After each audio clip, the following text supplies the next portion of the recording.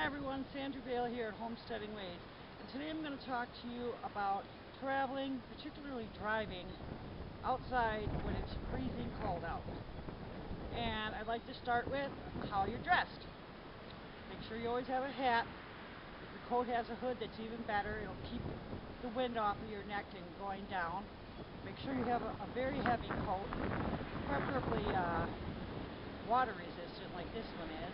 There's also a little strap on the inside that you can tighten it so the wind doesn't come up through the bottom, so that's really nice. Heavy gloves, a scarf, or if you're a man, maybe you have more of a face mask. Or they make them from women too, I just don't like those. But I have long johns on, heavy corduroys, turtleneck, a cardigan, wool blend socks, and really good boots. I can't stress enough how much you really need good boots. All of this will serve you well if, God forbid, your car gets stuck or becomes disabled somehow and you're left outside for a while.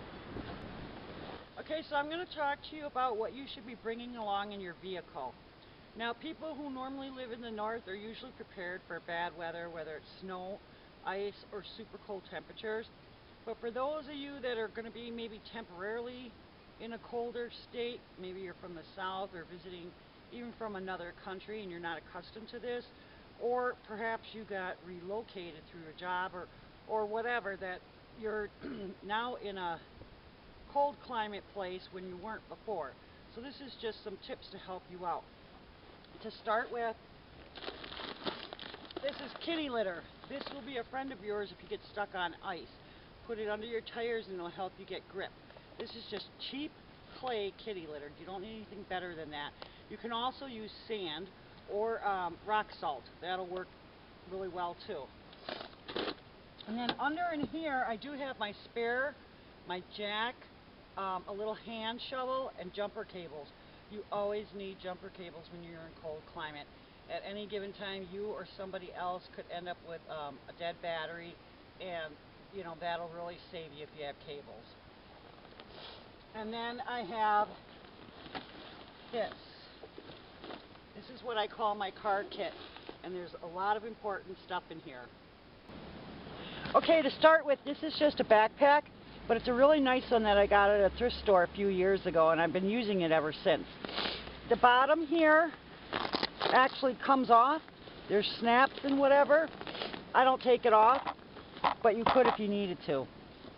This zipper's here, but I'm going to have to unlatch one side of it to show you what's in there.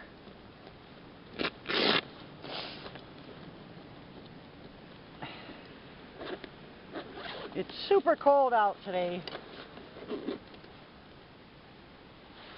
Gotta get my gloves back on. Okay, see, it's insulated, so that's really nice too. What I got in here is just a little bit of food stuff. A bag of nuts, a bunch of these energy bars, some peppermint sticks, candy, because you're gonna want some. If you're stuck in your car, especially overnight, God forbid longer than that, you're gonna get hungry and you're gonna want a few calories. I also have some instant coffee, some bouillon cubes, tea, ginger in particular, it's warming, and then even some hot chocolate packets. Anything that can help to keep you warm, and warm liquids will definitely do that, will help in a lot of ways. And it's comforting to have foods or drinks that you're used to. This outside pocket here, I have all basic first aid stuff, gauze, band-aids, triple antibiotic ointment, some alcohol wipes, stuff like that. And then in here, I have a bunch of packs of these little tissues. You can use those as toilet paper because there won't be a bathroom nearby, I'm sure. You can use them for your drippy nose like I have now, or you can also use them as tinder if you have to start a fire. Then I also have in here female hygiene, just in case. Hand sanitizer spray. And then just some acetaminophen, ibuprofen, cold pills. But then these here are heat patches. You know, if you have a bad back or a sore shoulder or something, these can really help to keep you warm too. They activate after you open them, so it's a good thing to have those in. Anything that's going to help keep you warm, especially if your vehicle isn't running. And then we'll get on in here. Petroleum jelly.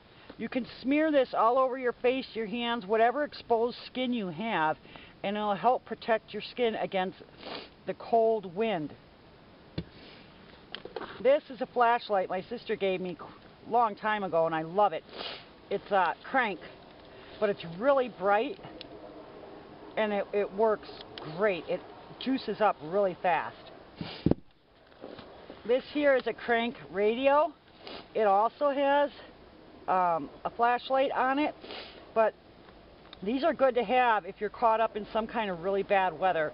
It has antenna on it to help you get in on any radio station and check the weather and see what's going on in your area. Extra gloves, extra hat, which just happens to be a face mask, very needed. And even extra socks in case your feet get wet. And instead of long johns, I packed in here an extra pair of leggings.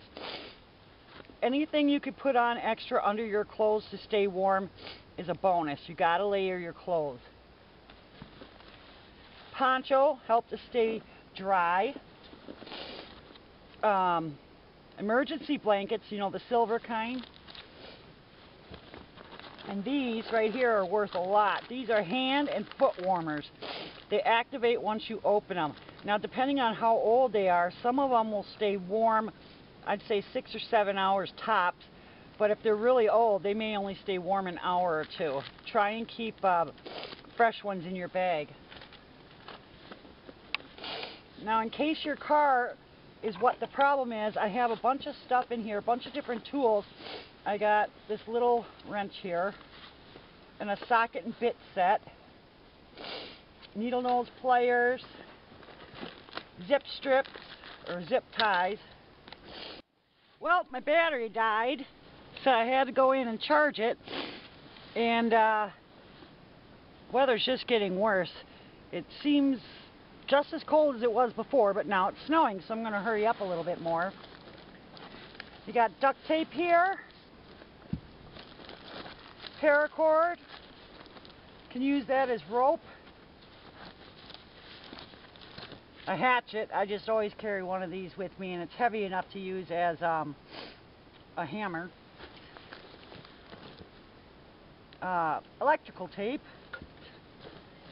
This is a cool little kit I got from Gerber. It's got wire cutters and then a saw in here with an extra blade.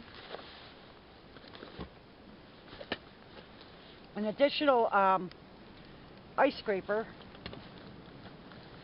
Garbage bags. You can use this to keep from being wet, like a makeshift poncho.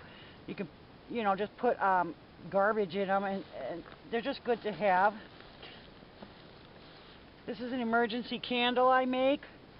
It'll burn 15 hours, so that's, you know, if you don't want to use your flashlights or you're worried about batteries or whatnot.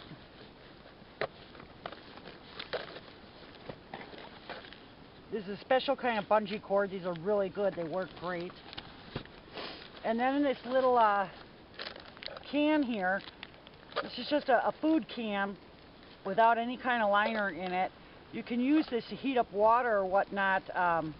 If you need to build a fire, build it, you know, outside of your vehicle, and then you can heat up water or your coffee, whatever that you want. And with fire. Okay, the other camera just couldn't take the cold, so I had to switch cameras here, but I'm ready to go. So here I was talking about fire starters. We have waterproof matches, a Bic lighter, and then a flint striker. These will work in almost any kind of weather. You might want to practice with it ahead of time, but even if you're not good at it, with enough tries, you'll get a good spark to get your fire going. And speaking of fire, petroleum jelly. Put some of this on your tissues, cotton balls, whatever you happen to have on hand, and this will keep your tinder going long enough to get a good fire going with other fuel.